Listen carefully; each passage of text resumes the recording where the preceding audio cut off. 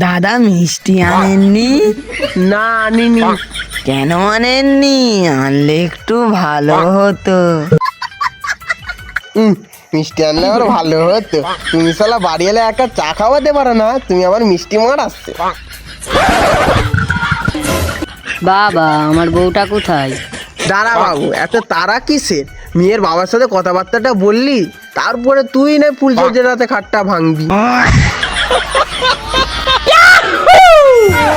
শালার ঘটক, আমার সামনে আমার ছেলেকে বাজে কথা বলছিস? দাদা আপনার ছেলে কি কাজ করে? আমার ছেলে পলিটিক্যাল ইঞ্জিনিয়ার। পলিটিক্যাল ইঞ্জিনিয়ার আবার কি? অত বুঝলে তো বাবু চাকরিটা তুমিই পাইলে না কেন? ও, তোমাদের সম্পত্তি কতটুকু আছে? আমাদের সম্পত্তি বেশিটুকুন নেই। মাত্র 300 বিঘে জমিটাই আছে। এটা আপাতত সরকারকে এয়ারপোর্ট বানাতে দিয়েছি, রাইট? তাছাড়া 15-16টা কারখানা আছে, আর একটা 63 তলা বিল্ডিংও আছে। তাছাড়া গাড়ি বাড়ি তো আছে, আর ফারারি, বিএমডাব্লিউ, থার, রোলস রয়েস ইত্যাদি গাড়ি আছেই। You are right, I am right.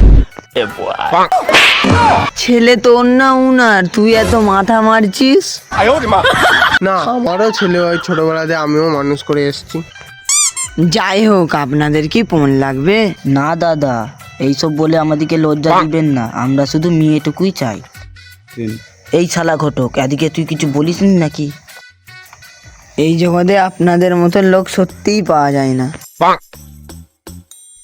তোকে শালা বলেছিলেন 10 লাখ টাকা একটা থারের কথা, তুই তো শালা কিছুই বলিস না। আরে আপনার মেয়েকে ডাকুন না, আমার আবার অফিসে অনেক কাজ আছে, যেতে হবে। দাঁড়াও বাবা, ডাকছি। কই রে মা, ভিতরে আয়, তোকে দেখতে এসেছে।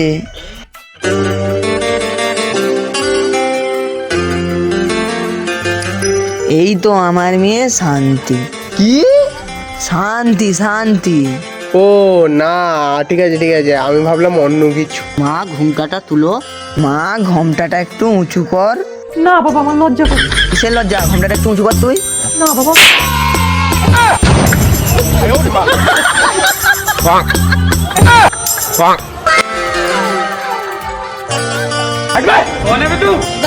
ভাই यहाँ पे क्या हो रहा भाई?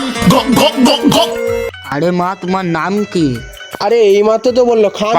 না, আরে এই মাত্র তো বললো শান্তি, মনে নাই? ও, আমিও না সত্যি। বাবা বিয়ে ফাইনাল তো? দাঁড়া কালা চুদা, মেয়েরও তো পছন্দ দেখতে হবে। ঘটক মশাই, থারটা দিবে তো?